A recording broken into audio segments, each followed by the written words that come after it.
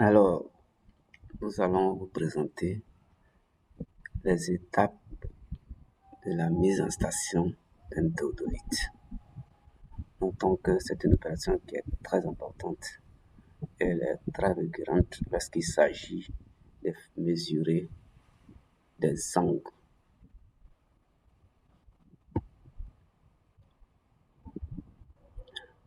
Rappelons que la mise en station du théodolite, c'est l'opération qui consiste à rendre l'axe principal du théodolite vertical et à l'aplomb du point de station, c'est-à-dire l'axe principal du théodolite. On va faire en sorte que cet axe-là soit coïncide avec la verticale passant par le repère de station. Alors, cette importante opération se fait en deux principales étapes.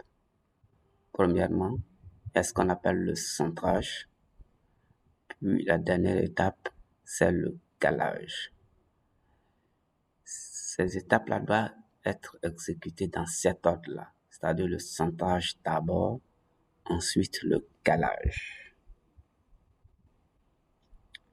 Voyons à présent l'étape qu'on appelle le centrage. De quoi s'agit-il? Eh bien, c'est l'opération qui consiste à placer l'axe principal du théodolite à la verticale du repère de station. Voici un schéma ici. Sur ce schéma-là, on voit bien l'axe principal. Voilà, je fais circuler le curseur dessus. Nous avons l'axe horizontal qu'on appelle également l'axe de Tourillon. Et puis cet axe-là, qui est matérialisé par la lunette là, c'est ce qu'on appelle l'axe oblique. Donc, lorsqu'il s'agit de faire le centrage, il s'agit de faire en sorte que cet axe principal-là coïncide avec la verticale passant par le point de repère de station. Alors, en termes de centrage, on distingue trois types. Nous avons le centrage au fil à plomb, le centrage optique et ce qu'on appelle le centrage forcé. Voyons à présent le détail de ces différents types de centrage. D'abord, le centrage au fil à plomb. C'est le centrage qui est réalisé en plaçant sur l'axe principal à travers une vis appropriée un fil à plomb, de manière à ce que la pointe de celui-ci soit exactement au-dessus du repère de station. On sait très bien que le fil à plomb matérialise une ligne verticale.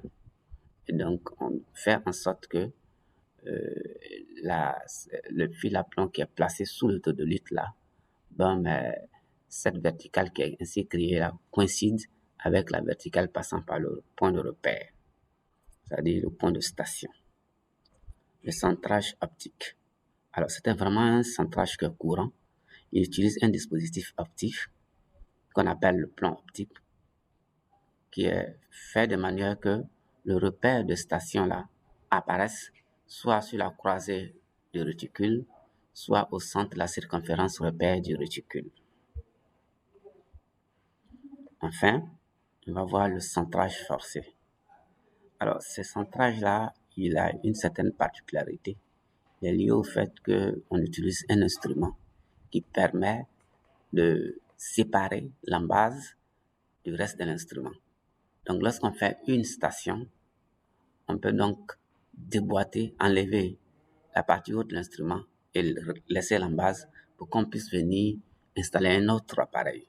Donc, en ce moment-là, on parle donc de centrage forcé. La deuxième étape, qui est d'ailleurs la dernière, c'est le calage. Alors, pour faire le calage, là, il y a lieu de faire d'abord le calage de la nivelle sphérique et puis ensuite le calage de la nivelle torique. Alors, lorsqu'il s'agit de la nivelle sphérique, on parle de calage. C'est l'opération qui consiste à rendre concentrique la circonférence repère de la nivelle et le cercle de la bulle. Regardez par ici. Ici, on a la bulle qui est en gris et puis le repère qui est là. un cercle en noir et un cercle en rouge. Donc, ce qu'il est demandé, c'est de faire en sorte que la bulle-là se retrouve centrée dans le cercle rouge. Quand on voit cette image-là, on voit que la bulle est dans le cercle. Donc, on va dire que c'est acceptable. C'est pas tout à fait centré, mais c'est dans le cercle. Donc, c'est acceptable. Mais ici, par contre, c'est mauvais, car la bulle-là sort du cercle qui est en rouge. Donc, lorsqu'on dit on va caler la nivelle sphérique, donc on va montrer dans la description, il y a une vidéo qui va suivre, qui va montrer comment on procède pour le faire. Mais l'idée, c'est d'obtenir ce type de calage excellent-là. À défaut, celui-là. Mais lorsqu'on est ici, en ce moment-là, on est vraiment dans un calage qui est mauvais. Pour ce qui est de la nivelle torique, on l'appelle aussi la nivelle cylindrique. Dans ce cas-là, il s'agira de placer les deux extrémités de la bulle dans deux graduations symétriques de la nivelle. On dit aussi qu'on met la bulle entre ses repères.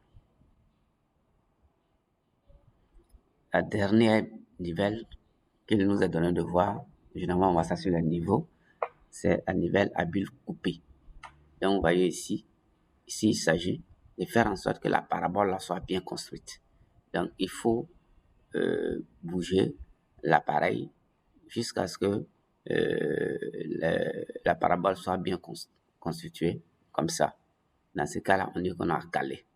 Donc, on va donc, si on veut dire un petit mot dessus, on va dire que c'est l'opération qui va consister à placer les images des deux extrémités de la bulle en coïncidence.